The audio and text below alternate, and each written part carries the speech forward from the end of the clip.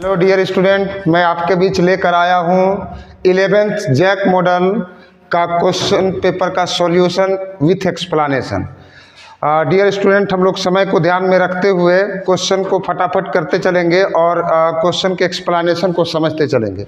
आते हैं हम लोग पहला क्वेश्चन तरफ बढ़ते हैं। डियर स्टूडेंट, हम लोग का पहला क्वेश्चन क्या कह रहा है, बोल रहा है कि if A is the set of vowels of English alphabet then total number of proper subset of A is. देखो डियर स्टूडेंट, इसमें क्या है, A is the set of vowel of English alphabet. English alphabet में vowel कितने होते हैं dear student? 5, A-E-I-O-U। Number of A कितने हो गए? 5। अब इसमें दो बात बतलाते हैं। मैक्सिमम स्टूडेंट यहाँ थोड़ा मिस्टेक कर जाते हैं। नंबर ऑफ सबसेट के लिए हम लोग क्या पढ़े हैं भाई? 2 का power n। Number of subset के लिए हम लोग क्या पढ़े हैं? 2 का पावर n। n यानी नंबर ऑफ एलिमेंट कितने हैं? 5 हैं। तो 2 के पावर 5 यानी कितना हो गया? 2 इंटू 2 इंटू 2 इंटू 2 इंटू 2, 32 हो गए। लेकिन जब सबसेट होते हैं तो उसमें प्रॉपर सबसेट भी होते हैं और इम्प्रॉपर सबसेट भी होते हैं।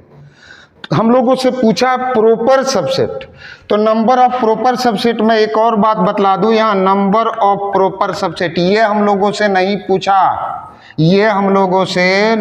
पूछा है। नंबर ऑफ प्रॉपर सबसेट पूछा है। क्या पूछा है बच्चों? Proper subset.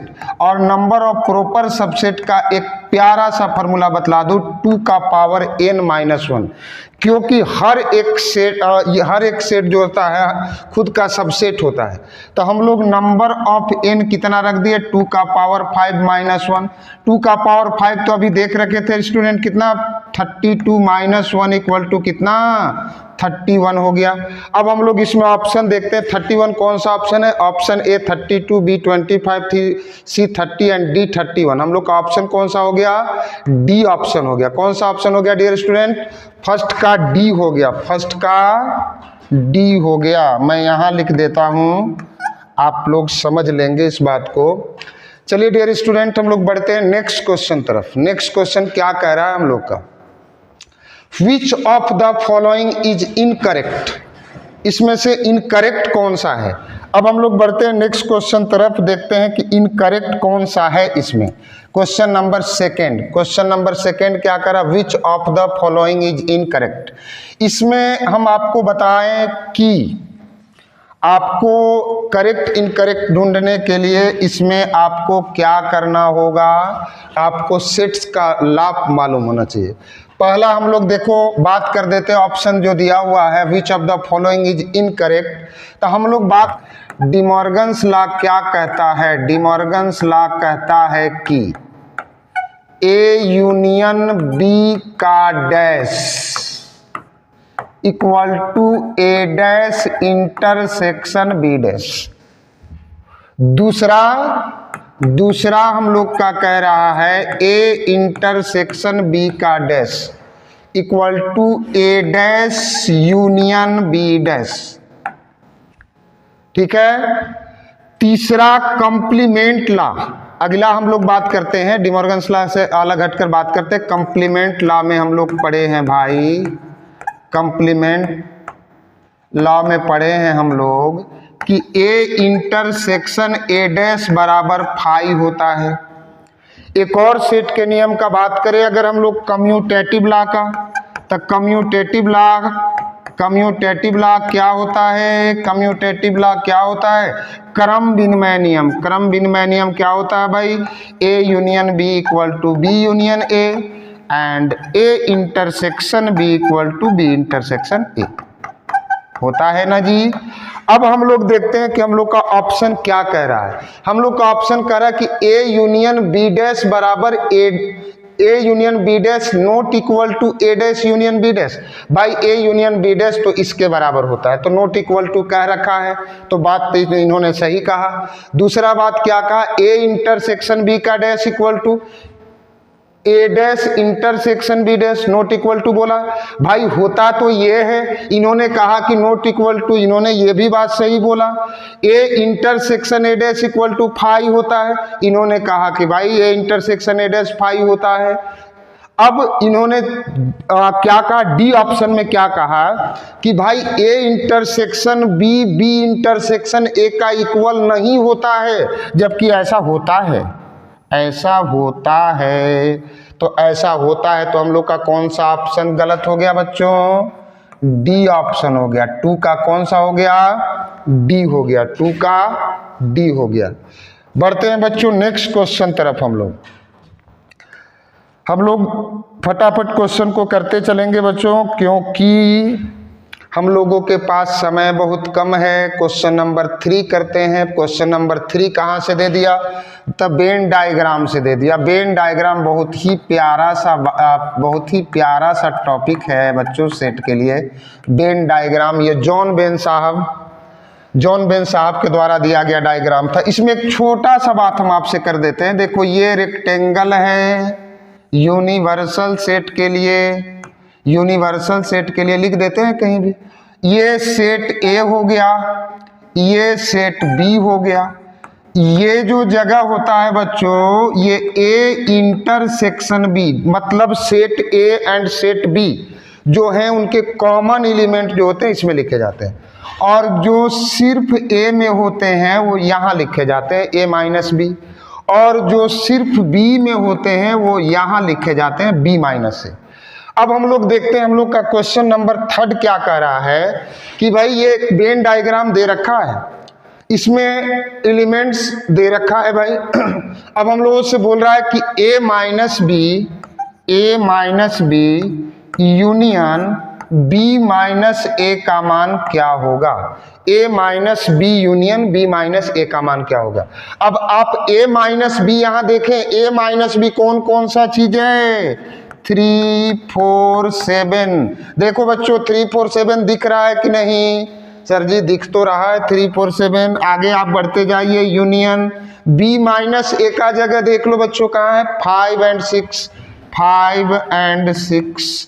अब हम लोग को यूनियन निकालना है, तो यूनियन में किसको लिखते हैं? जो इसका है, जो इसका है, जो दोनों का कॉमन है, सबको लिख देते हैं। तो 3, 4, 5, 6 and 7। ऐसा कौन सा ऑप्शन है बच्चों? 3, 4, 5, 6 and 7। क्वेश्चन नंबर 3 का कौन सा हो गया? 3 का बी हो गया। अब हम लोग बढ़ते हैं नेक्स्ट क्वेश्चन तरफ। नेक्स्ट क्वेश्चन तरफ बढ़ते चले बच्चों, बढ़ते चलें, चलो बढ़ जाते हैं। Set builder form of interval का जानकारी तो आपको बहुत ही महत्वपूर्ण होता है और सभी को होना चाहिए। मेरे ख्याल से सारे बच्चे ऐसे होंगे जो इंटरवल तो कम से कम जानते ही होंगे। हम थोड़ा सा इंटरवल पर चर्चा कर लेते हैं बच्चों, ताकि आपको ये ऑप्शन को समझने में या इससे रिलेटेड अगर तुमको कोई ऑप्शन दे दे तो आप इसको आसानी से कर पाए। देखते हैं क्या है भाई साहब, ए एक्स का मान ए से बड़ा बराबर और बी से छोटा बराबर होगा, तो ये होता है क्लोज्ड इंटरवल ए बी। ध्यान से देखते रहे बच्चों, x का मान a से बड़ा और b से छोटा होगा, तो ये होगा ओपन इंटरवल ए बी। ध्यान दे बच्चों, ओपन इंटरवल आप ऐसे भी लिख सकते हैं। अगला बात करते हैं, x का मान यदि a से बड़ा भी हो, बराबर भी हो और b से छोटा हो, तो इसको हम लोग लिख सकते हैं क्लोज्ड इंटरवल ए ओपन बी। ठीक है, या हम लोग ऐसे भी तो लिख सकते हैं, ऐसे भी लिख सकते हैं। अच्छा, इस इंटरवल का नाम क्या बच्चों? राइट, दायां तरफ है, right half open interval, right half open interval. एक और इंटरवल मैं बतला दूं, x का मान a से बड़ा, एक और इंटरवल का बात कर ले बच्चों। x का वैल्यू a से बड़ा b से छोटा बराबर, यानी a के पास तो ओपन हो गया, b के पास क्लोज्ड हो गया। इसका नाम left half open interval, half open interval. तुम कहेगा सर जी आप आंसर तो बता दो, आप आंसर तो बता दो। अब हमें आंसर बताने का जरूरत नहीं है बच्चों, देख लो देख लो देख लो देख लो देख लो क्या मिला। क्लोज्ड इंटरवल -2 to 7, इसका सेट बिल्डर फॉर्म पूछ रहा है। सेट बिल्डर फॉर्म का फॉर्मेट क्या है बच्चों? x such that x belongs to R। Real number हम लोग लिख दें तो भाई हर तरह के नंबर इसमें आ जाते हैं। अब क्लोज्ड इंटरवल में है तो क्लोज्ड इंटरवल में है तो क्या होंगे भाई? x का मान -2 से बड़ा तो होगा, बराबर भी होगा, और 7 से छोटा भी होगा, बराबर भी होगा। ऐसा ऑप्शन हम लोग का ए में दिया हुआ है बच्चों। तो 4 का कौन सा हो गया? ए हो गया। 4 का ए हो गया कि नहीं बच्चों? अब अगर आपसे पूछ दे कि सर जी इसके लिए कौन सा इंटरवल, तो आपके सामने लिख रखे हैं इसके लिए ओपन इंटरवल। सर जी इसके लिए कौन सा इंटरवल? देख लो देख लो देख लो देख लो, मिला लो। इसको बोलेंगे राइट हाफ ओपन इंटरवल, ऐसा। इसके लिए कौन सा इंटरवल भाई? इसके लिए मिला लो लेफ्ट हाफ ओपन इंटरवल। है कि नहीं बच्चों? है ना। चलो बढ़ते हैं नेक्स्ट क्वेश्चन तरफ। भाई क्वेश्चन बहुत हैं, सफर लंबा है। बढ़ते हैं क्वेश्चन नंबर 5 के तरफ। क्वेश्चन नंबर 5 क्या कह रहा है भाई? 5 धीरे धीरे आ रहा है, 5 आ गया। 5 नंबर क्वेश्चन क्या कह रहा है हम लोग का? if x plus 3 5 equal to 6 2x plus y, then value of x and y are respectively। देख लो, इक्वालिटी ऑफ पेयर्स में हम लोग एक बात देखो जानते हैं, equality of pairs. Equality of pairs, दो पेयर इक्वल तभी होते हैं, दो पेयर तभी इक्वल होते हैं जब, यदि और केवल यदि बोल दे, if and only if. If and only if का साइन है बच्चों, फर्स्ट एलिमेंट फर्स्ट वाला का बराबर हो, एंड सेकेंड वाला सेकेंड वाला के बराबर हो। Second b equal to d, ये कॉमा कहाँ से आ गया? b equal to d, b equal to d. अब हम लोग का क्वेश्चन, अब हम लोग क्वेश्चन नंबर 6 को देखते हैं। भाई देख लो, a के जगह पर ये है, b के जगह पर ये है, c के जगह पर ये, d के जगह पर ये, यानी x प्लस 3 इक्वल टू 6 लिख दें तो x इक्वल टू प्लस है, उधर गया तो -6 - 3 कितना हो गया? 3 हो गया। बढ़ते हैं, अब देखते हैं इसको सेकेंड वाला 5 equal to 2x plus y. भाई x का वैल्यू तो ऑलरेडी हम लोग फाइंड कर चुके हैं ना, तो x का वैल्यू इसमें पुट कर लेते हैं। तो x का वैल्यू 3 पुट करेंगे तो कितना हो जाएगा? 6 प्लस वाई, ये प्लस में इसको इधर ले आएंगे, 5 - 6 कितना? -1, यानी x का वैल्यू कितना मिला? 3, y का वैल्यू कितना मिला? -1। ऐसा कौन सा ऑप्शन है? 3 and -1 कौन सा ऑप्शन है? सी ऑप्शन है, सी ऑप्शन है। तो 6 का कौन सा ऑप्शन लिख देंगे हम लोग? सी लिख देंगे भाई। 6 का कौन सा हो गया? सी हो गया। अब हम लोग क्या करते हैं बच्चों? अब देखते हैं नेक्स्ट क्वेश्चन तरफ। Question number 5, question number 5, sorry question number 6 नहीं था बच्चा, क्वेश्चन नंबर 5 था ये, क्वेश्चन नंबर 5। अब बढ़ते हैं क्वेश्चन नंबर 6 तरफ। अब बढ़ते हैं क्वेश्चन नंबर 6 तरफ। क्या है question number 6? The domain of the function f(x) equal to 1/√9 - x square.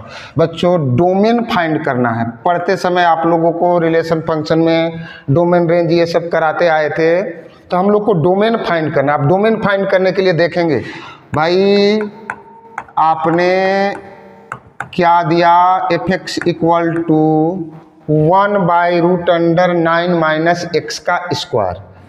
अब आप इसका डोमेन फाइंड, देखो एक बात बतला दे तुमको, डोमेन मतलब होता है भाई x का वैल्यू, x का वैल्यू डोमेन, y का वैल्यू रेंज, y कह दो या fx कह दो, y कह दो या fx कह दो। तो हम लोग उससे डोमेन पूछ रहा है, मतलब बोल रहा है कि ये जो फंक्शन गिवन है ये x के किस मान के लिए डिफाइन होगा। अब हम आपको बताते चले कि भाई कैसे आप इस तरह के फंक्शन का डोमेन फाइंड करेंगे। सबसे पहला चीज ये रूट में है। अगर मान लेते हैं हम लोग इस पर्टिकुलर वैल्यू को कोई एक क्वांटिटी मान लेते हैं डियर स्टूडेंट, समझने के लिए मान लेते हैं कि ये ए है, तो रूट के लिए इसेंशियल क्राइटेरिया क्या है भाई कि ये 0 से बड़ा होगा या बराबर होगा, पहला बात। दूसरा बात, ये p बाई क्यू के फॉर्म में है। किस फॉर्म में है? p बाई क्यू के फॉर्म में है। And q should not be equal to 0 होता है भाई। रैशनल फंक्शन का फॉर्म क्या होता है? p by q and q should not be equal to 0।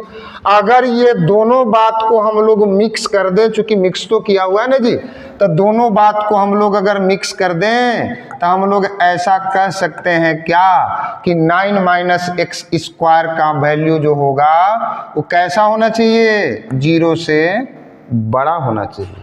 भाई कहेगा कि सर जी आपने इक्वल वाला क्यों नहीं लिखा? भाई इक्वल तो ये गायब कर रखा है। तो 9 माइनस एक्स स्क्वायर का वैल्यू किससे बड़ा होना चाहिए? 0 से।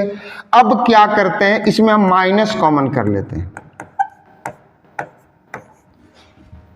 लीनियर इनइक्वालिटीज पढ़ते समय हम लोग देखे थे बच्चों कि अगर नेगेटिव नंबर के साथ अगर मल्टीप्लाई डिवाइड करते हैं तो ये साइन चेंज हो जाता है। साइन चेंज हो गया, दोनों तरफ माइनस से गुना कर लिए, एक्स स्क्वायर माइनस 9, ये साइन तो चेंज हो गया ना दादा। अब x square minus 9 less than 0 हो गया। 9 को 3 का स्क्वायर तो लिख सकते हैं ना जी। 9 को किसका? 3 का square. A square minus B square आपको तो पता ही होगा, A plus B and A minus B less and equal than 0। यानी अगर हम दो वैल्यू को लें तो x का वैल्यू एक तो 3 मिला, एक x का वैल्यू क्या मिला? -3 मिला। मतलब हम लोग का x जो है सो -3 से +3 के बीच लाई करेगा, तो ये 0 से छोटा होगा भाई। -3 से +3 के बीच लाई करेगा, तो -3 से +3 के बीच किस ऑप्शन में लाई कर रहा है? Option B. 6 का क्या हो गया? बी। 6 का क्या हो गया? बी। डियर स्टूडेंट बताते चले, हमने क्वेश्चन नंबर 5 जब किया था तो हमने 5 को 6 कह दिया था। तो आप क्या करेंगे कि 5 को 5 ही समझेंगे, 5 को 6 नहीं समझेंगे। बढ़ते हैं डियर स्टूडेंट नेक्स्ट क्वेश्चन तरफ बढ़ जाते हैं। Question number 7। हा द ग्रेटेस्ट इंटीजर फंक्शन। भाई साहब इसको पढ़ते समय भी हम लोग बहुत ध्यान से इस बात को देखे थे।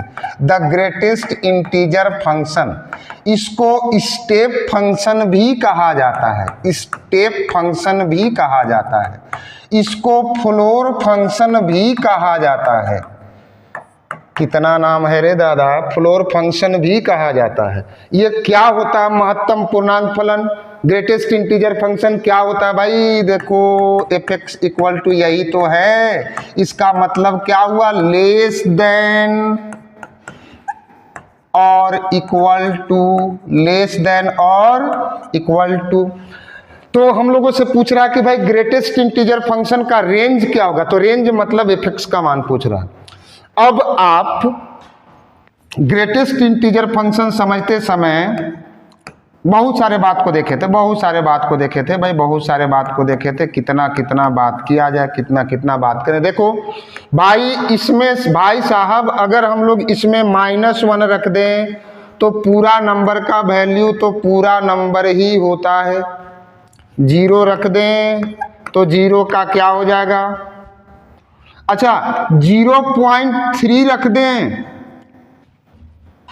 तो भाई साहब हम लोग का लेस देन 0.3 आप अनुमान लगाए कहाँ होगा? थोड़ा सा सोचे, देखिए यहाँ होगा, मान लीजिए यहाँ होगा। तो हम लोग को इससे जो कम होगा पूरा वैल्यू उसको लिखना है। तो 0.3 से कम पूरा वैल्यू कितना है? 0। अगर हम कह दें कि भाई 1.6 का बतला दो तो 1.6 मान लेते हैं यहाँ होगा। तो इससे कम पूरा संख्या कितना है? 1 है। यानी हम लोग क्या देख रहे हैं कि भाई इसके अंदर में किसी भी तरह का संख्या रख रहे हैं तो ये जो हमको दे रहा है ये इंटीजर्स नंबर दे रहा है, नेगेटिव भी दे रहा है, जीरो भी दे रहा है, पॉजिटिव भी दे रहा है, इंटीजर्स नंबर मिल रहा है। एफ का मान क्या मिल रहा है? इंटीजर्स नंबर मिल रहा है। और एफ का मान यानी रेंज हो गया तो इंटीजर्स नंबर हम लोगों को मिल रहा है। और इंटीजर्स नंबर को हम लोग किससे लिखते हैं बच्चों? जेड से लिखते हैं। इंटीजर्स नंबर को किससे लिखते हैं? जेड से लिखते हैं। तो हम लोग 7 का कौन ऑप्शन बोल दें? 7 का बी लिख दें। कहो कि लिख दीजिए सर। रिलेशन फंक्शन में तो हम लोग निकल गए रिलेशन फंक्शन। अभी है हम लोग का ट्रिगोनोमेट्रिक फंक्शन। चलते हैं भाई, चलते हैं। ट्रिगोनोमेट्रिक फंक्शन क्या कह रहा है? Question number 8, radian measure of the angle 40 degree and 30 minute. 40 degree and 30 minute को रेडियन में कितना लिखा जाएगा? रेडियन में कितना लिखा जाएगा? भाई हम लोग एक बात पढ़े थे, 60 मिनट 1 डिग्री के बराबर होता है। तो अगर तुमसे पूछ दे कि भैया 30 मिनट किसके बराबर होगा, अब तुम्हारे लिए भाई हम क्यों बताएं, आप बताइए। तो भाई हम तुमको एक छोटा सा बात बतला दें, अगर तुमको नहीं पता चले ना तो इसको 60 से डिवाइड तो कर लो। काट दिए, कितना 1/2 डिग्री के बराबर हो गया कि नहीं? तो हम लोग इसको देखो तो 30 मिनट को 1/2 डिग्री लिख सकते हैं ना जी। अब पूर्णांक तोड़ने तो सबको आता है, इससे मल्टीप्लाई करते हैं। 40 दूना 80 प्लस 1 81/2 डिग्री हो गया। 81/2 डिग्री हो गया ना बच्चों।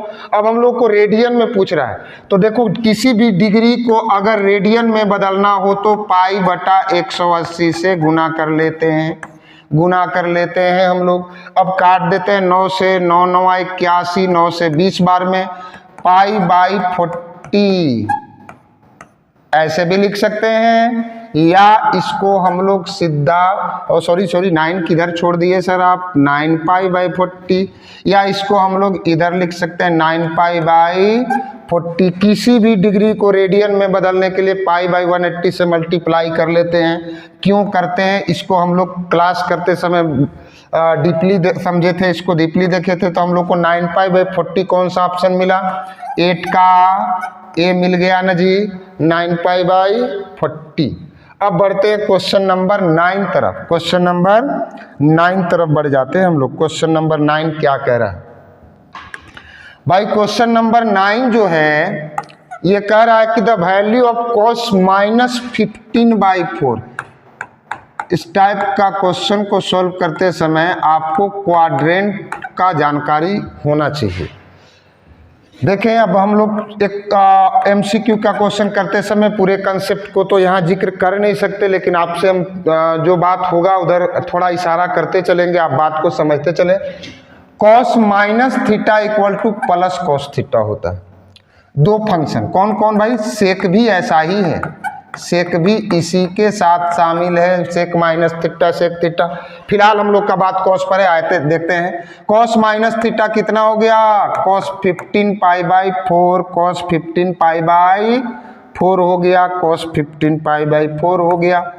अब हम लोग क्या करते हैं, cos 15π/4 को इसको हम लोग तोड़ देते हैं भाई। 15π/4 सेकेंड क्वाड्रेंट में, फोर्थ क्वाड्रेंट में चला गया, फोर्थ क्वाड्रेंट में चला गया। अब इसको हम लोग देखो क्या लिख सकते हैं, 4π - π/4 लिख सकते हैं क्या? 4 चौका 16, π - π 15π तो हो जाएगा ना। आप थोड़ा सा क्वाड्रेंट को देख ले, 0 π/2 कितना पाई, 3π/2 एंड 2π, ठीक है। तो अगर हम लोग एक बार तो घूम गए 2π, एक बार और घूम जाते हैं तो 4π से कम यानी फोर्थ क्वाड्रेंट में तो हो गया ना जी। फोर्थ क्वाड्रेंट कॉस का अपना क्वाड्रेंट होता है भाई। फर्स्ट क्वाड्रेंट में तो ऑल पॉजिटिव होते हैं ना, सेकेंड क्वाड्रेंट में साइन कोसेक तो होते हैं ना जी, थर्ड क्वाड्रेंट में टेन कोट होते हैं ना जी, और फोर्थ क्वाड्रेंट में कॉस और सेक होते हैं ना जी, कॉस और सेक होते हैं ना जी। तो फोर्थ क्वाड्रेंट कॉस का अपना हो गया cos 4π - θ cos theta. Fourth quadrant cos pi by 4 यानी cos 45 डिग्री, cos 45 1/√2। कौन सा ऑप्शन हो गया इसका? 1/√2, 9 का सी, 9 का सी ऑप्शन हो गया।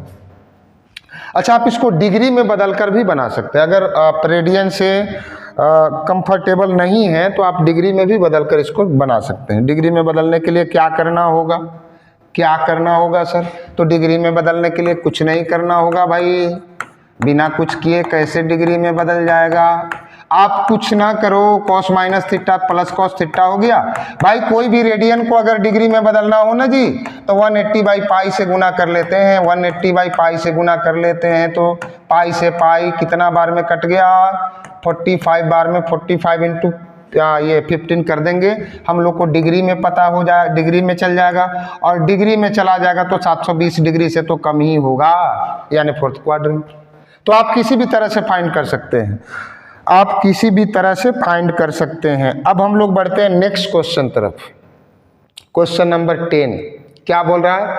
वैल्यू ऑफ वैल्यू कहाँ चला गया भाई? क्वेश्चन नंबर 10 22 आ गया।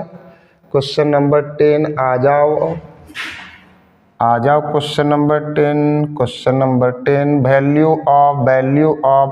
Value of 2 sin 15 degree into cos 75 degree. देखो यहाँ एक हम लोग फार्मूला का यूज करेंगे, 2 sin A into cos B। 2 sin A into cos B equal to sin A plus B plus sin A minus B होगा कि नहीं? आप सबों ने इसको याद तो रखा ही होगा। देखते हैं भाई क्वेश्चन नंबर 10 क्या कह रहा है। क्वेश्चन नंबर 10 कह रहा है 2 sin 15 degree into cos 75 degree. 2 sin A एक जगह पर कितना है? 15, B के जगह पर 75। इसको लिख देते हैं sin A plus B plus sin A minus B। Sine 75 और 15 को जोड़ दिए तो 90।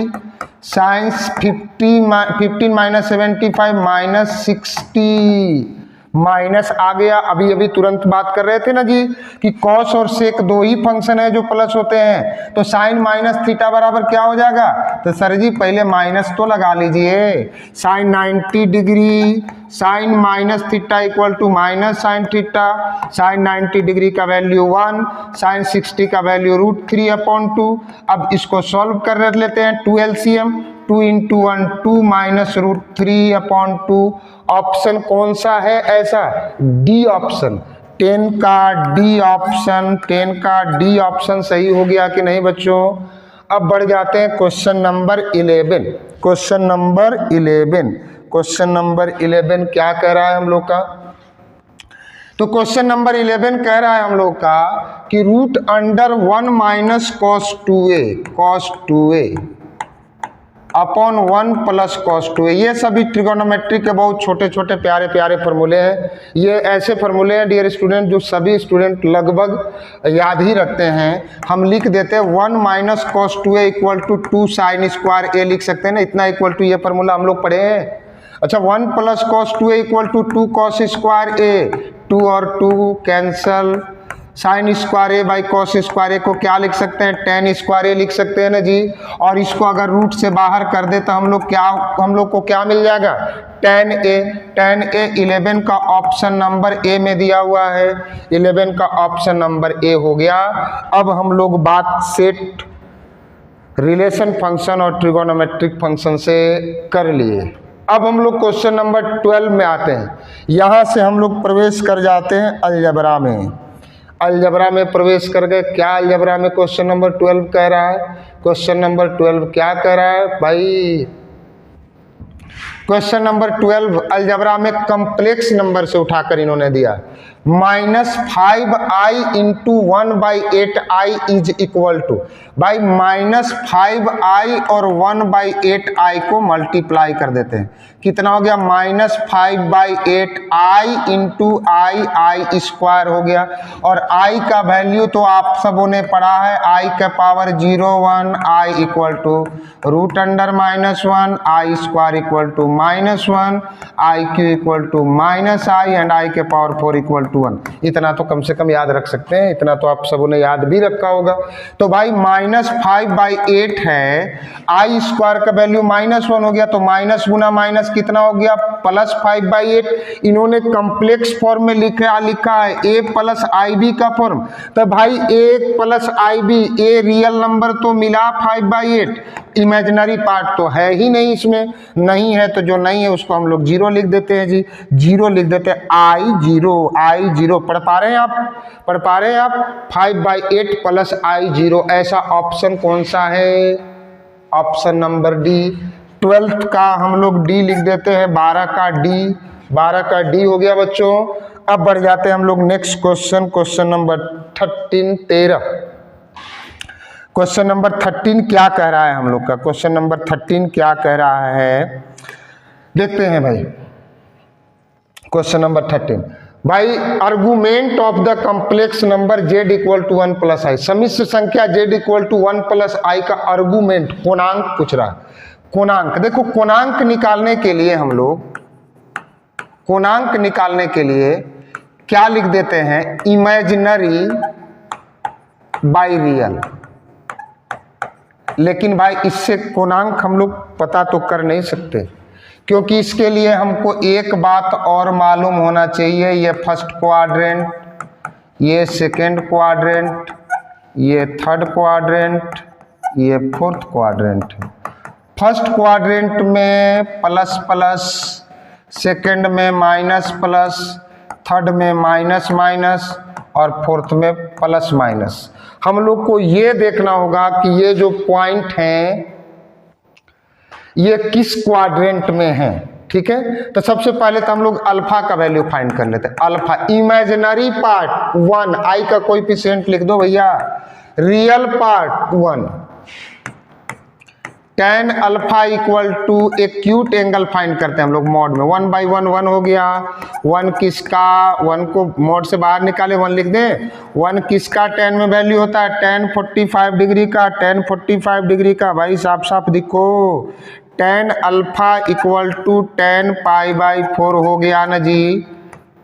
ये क्या हो गया tan π/4, कैसा tan π/4 है, tan π/4, यानी अल्फा इक्वल टू क्या मिला, π/4।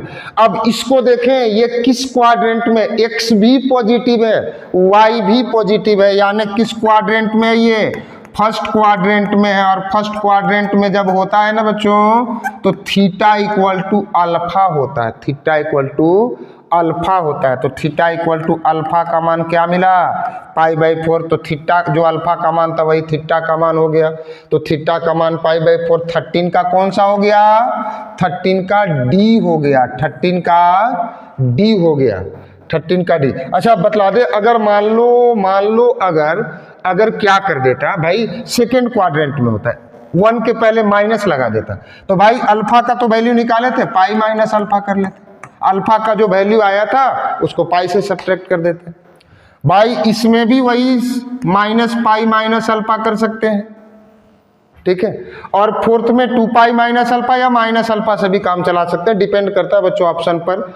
अब हम लोग बढ़ते हैं नेक्स्ट क्वेश्चन तरफ, किस क्वाड्रेंट में होगा उसको आप देख ले, उसी के अनुसार थीटा का वैल्यू लिख दे।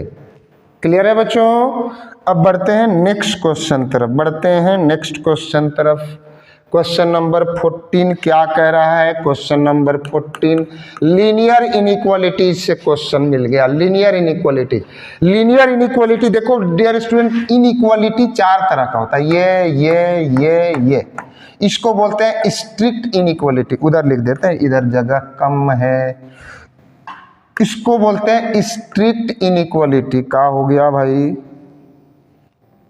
इसको बोल देते हैं हम लोग कौन सा, स्ट्रिक्ट इनइक्वालिटी, स्ट्रिक्ट इनइक्वालिटी। और इसको बोलते हैं हम लोग स्लैक इनइक्वालिटी, स्लैक इनइक्वालिटी।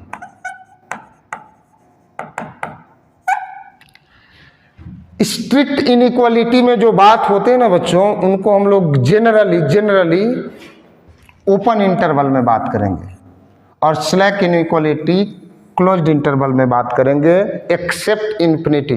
क्योंकि ध्यान रखें बच्चों, इन्फिनिटी के पास कभी भी, जीवन में एक बात ध्यान रखें, इन्फिनिटी के पास कभी भी क्लोज्ड इंटरवल नहीं होता, जब भी होगा तो ओपन इंटरवल होगा।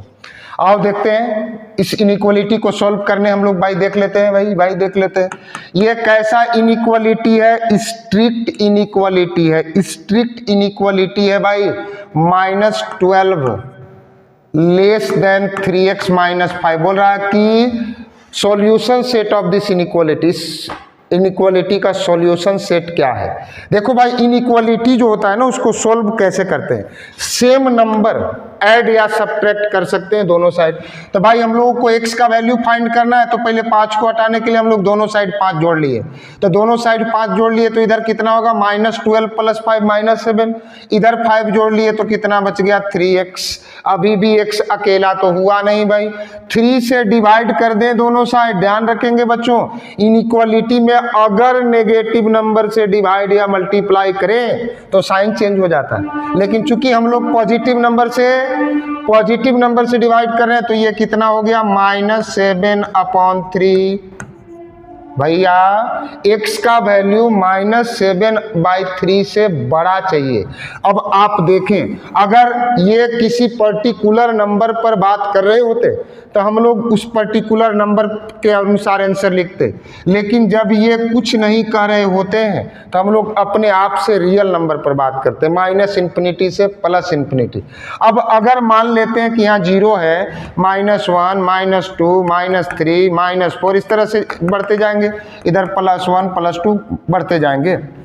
-7/3 को अगर हम लोग देखें तो भाई ये -3 से कुछ पहले होगा। हम लोग का वैल्यू क्या करा कि -7/3 से बड़ा, x कैसा होगा -7/3 से बड़ा, तो इधर के जितने भी वैल्यू हैं ये सभी -7/3 से बड़ा हुए कि नहीं। तो हम लोग का -7/3 से कहाँ चला गया, इन्फिनिटी, और इन्फिनिटी के पास कभी भी क्लोज्ड इंटरवल नहीं होता, ओपन।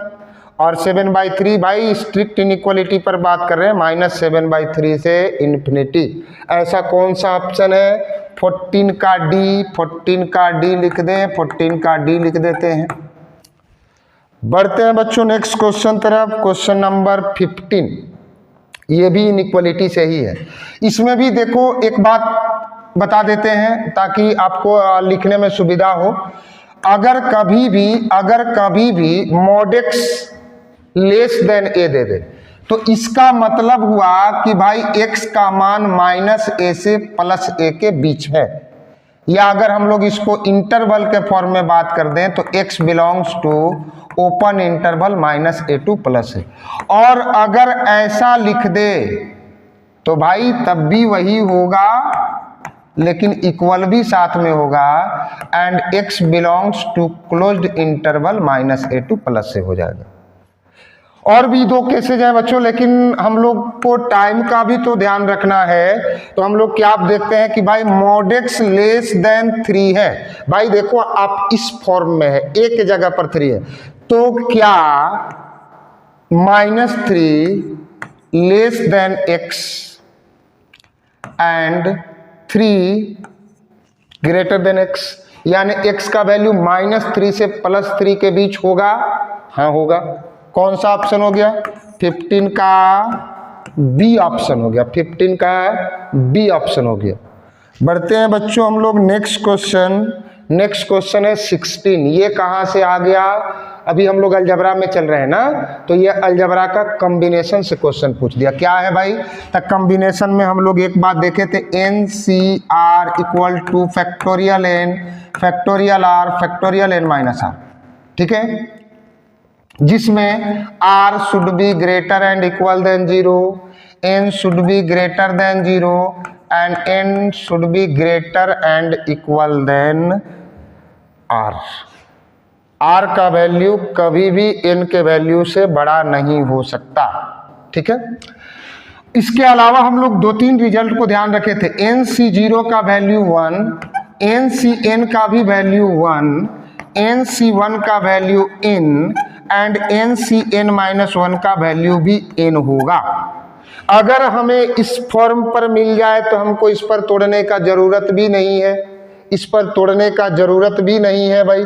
तो क्या होगा, ठीक है, क्या होगा हम लोग का, क्या होगा भाई, देख लो क्या होगा, क्या मिला क्वेश्चन 16 4C3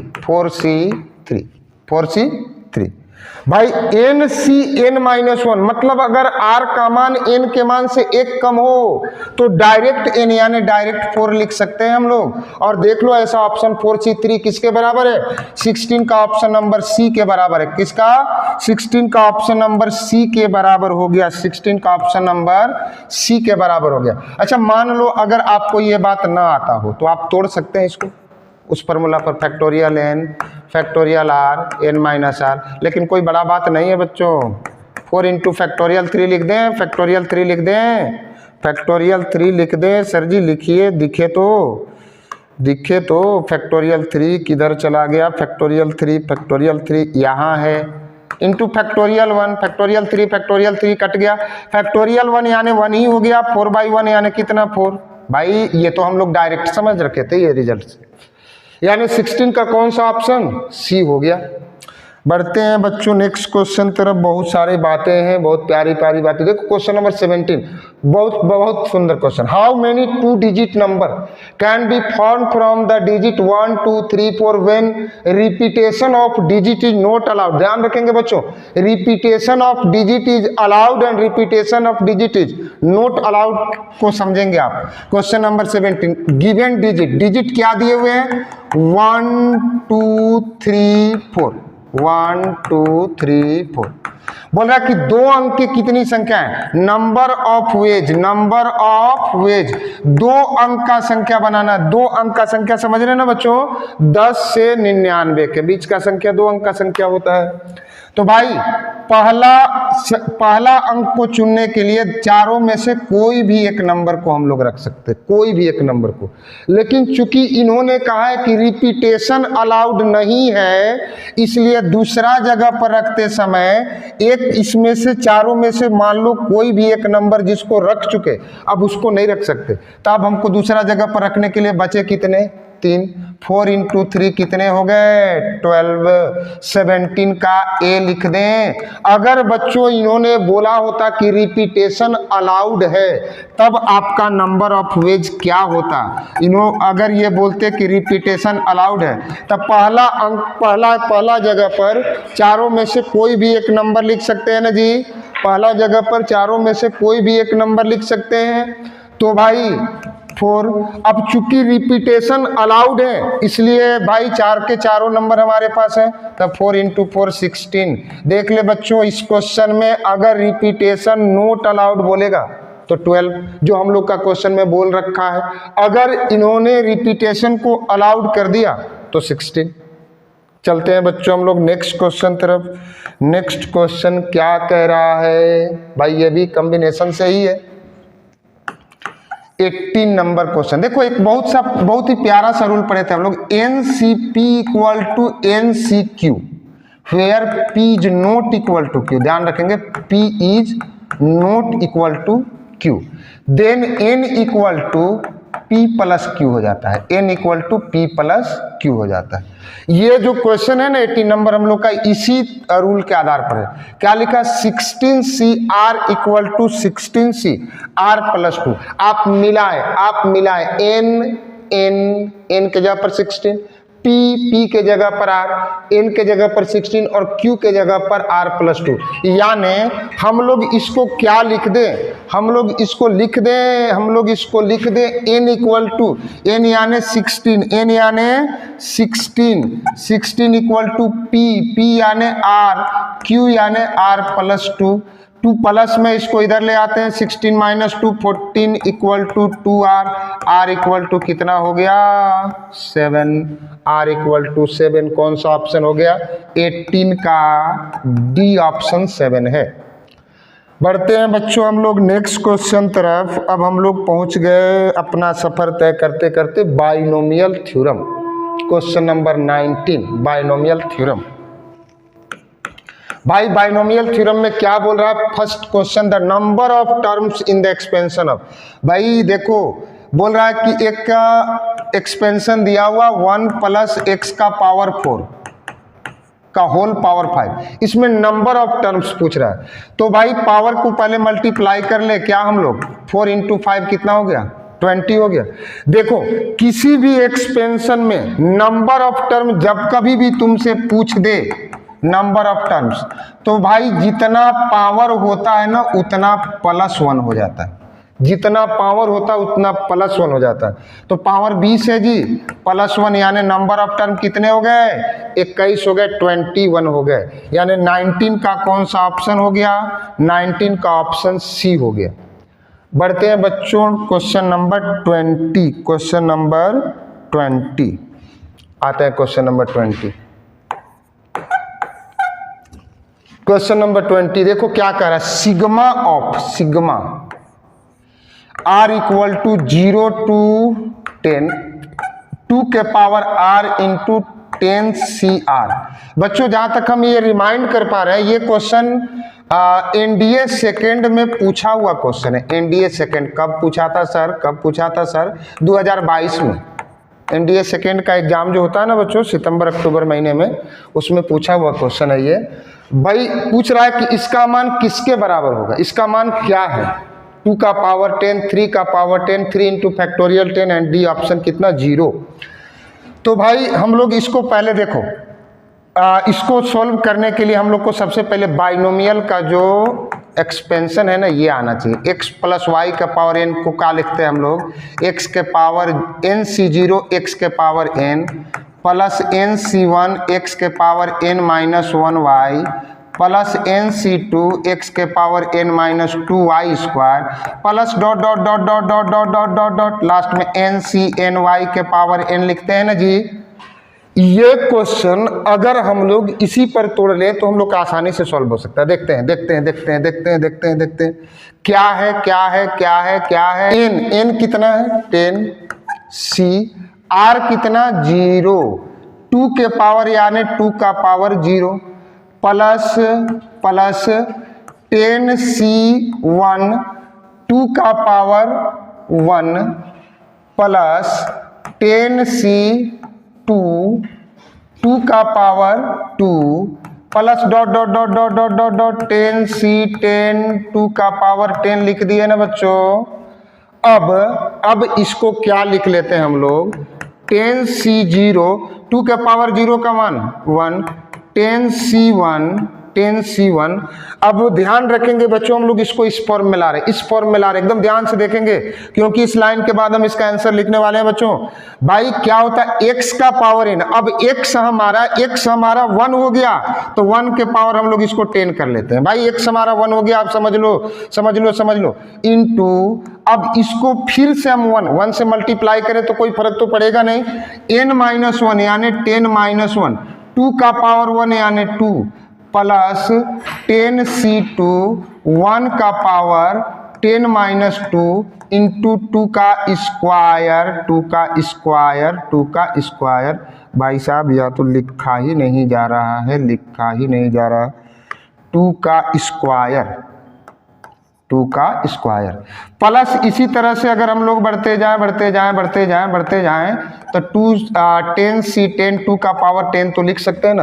अब अगर हम लोग इस बाइनोमियल थ्योरम से अगर इसको कंपेयर करें तो n c0 x का पावर n, x कितना है? 1 प्लस x का पावर n माइनस 1 y कितना है? +2 का पावर n कितना था हम लोग का? 10 यानी 1 और 2 3 का पावर 10 हो गया। 3 का पावर 10 कौन सा ऑप्शन है?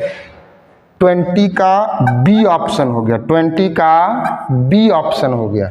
ये क्वेश्चन एनडीए सेकेंड 2022 में पूछा हुआ था बच्चों, आप इसको ध्यान से देख लेंगे और हमने इसको बाइनोमियल के एक्सप्रेशन पर तोड़ने का जो प्रयास करा है उसको आप ध्यान से समझेंगे, आसानी से समझ पाएंगे। बढ़ते हैं बच्चों नेक्स्ट क्वेश्चन तरफ हम लोग। बच्चों ये हम लोग के वीडियो का पार्ट 1 था, जिसमें हम लोग क्वेश्चन नंबर 1 से 20 को सॉल्व किए।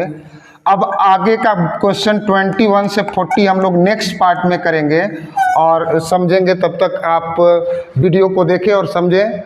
चलते हैं बच्चों, बाय बाय। नेक्स्ट पार्ट में मिलेंगे 21 से 40 क्वेश्चन के लिए।